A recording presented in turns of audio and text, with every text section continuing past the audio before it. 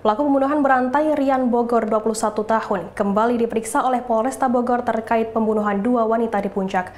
Rian mengaku sempat panik dan takut seusai membunuh korban pertamanya yakni DP 18 tahun.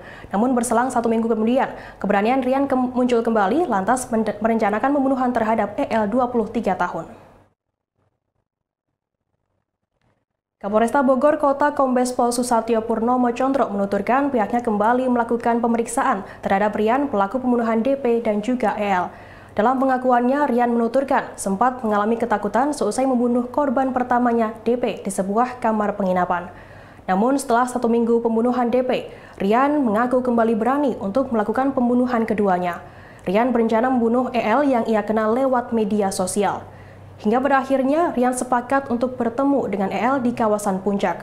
Alasan Rian membunuh bak serial killer atau pembunuh berantai dengan tujuan kepuasan nafsu lalu menguasai harta benda korban.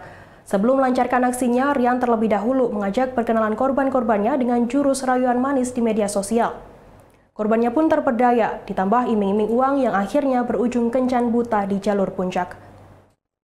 Seusai berhubungan dengan korban, pelaku membunuh dan membawa kabur harta korban seperti handphone, uang hingga kalung emas. Setelah diperiksa oleh pihak kepolisian, Rian ternyata terbukti mengonsumsi narkoba jenis pil ekstasi inek. Polisi juga menyebut Rian melakukan pembunuhan dalam keadaan sadar. Susatyo menuturkan Rian akan menjalani pemeriksaan kejiwaan.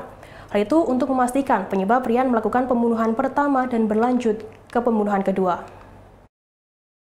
Kalian jadi di hari ketiga ini, hasil penyelidikan kami terhadap tersangka MLI ini masih intens untuk menyatukan dari alat-alat bukti yang ada, keterangan saksi, kemudian juga petunjuk dan semua termasuk bukti-bukti CCTV untuk merangkai setiap perbuatan dari tersangka itu dikuatkan dengan alat bukti.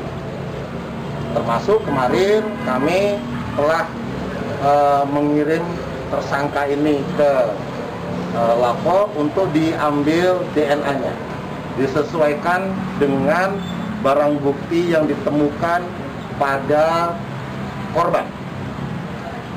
Kemudian ke depan kami juga akan melakukan pemeriksaan secara kejiwaan sehingga jelas mengapa setelah kejadian yang pertama berlanjut sampai dengan kejadian yang kedua.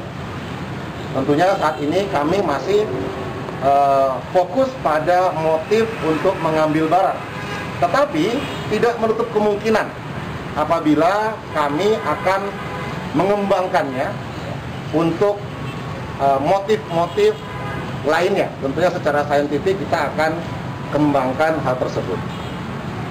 Dan terkait dengan tersangka, kami juga berusaha untuk mengkonstruksi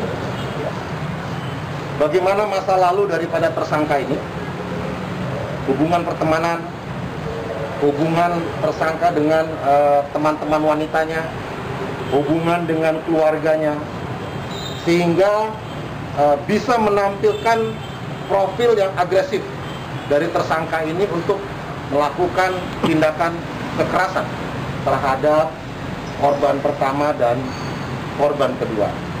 Panik, takut, gitu ya. Tetapi setelah 1 minggu timbul keberanian lagi yang dia tidak bisa tahan. Sampai akhirnya dia berjanjian lagi dengan korban kedua, kemudian melakukan kekerasan terhadap korban yang kedua. Itu kurang lebih ya.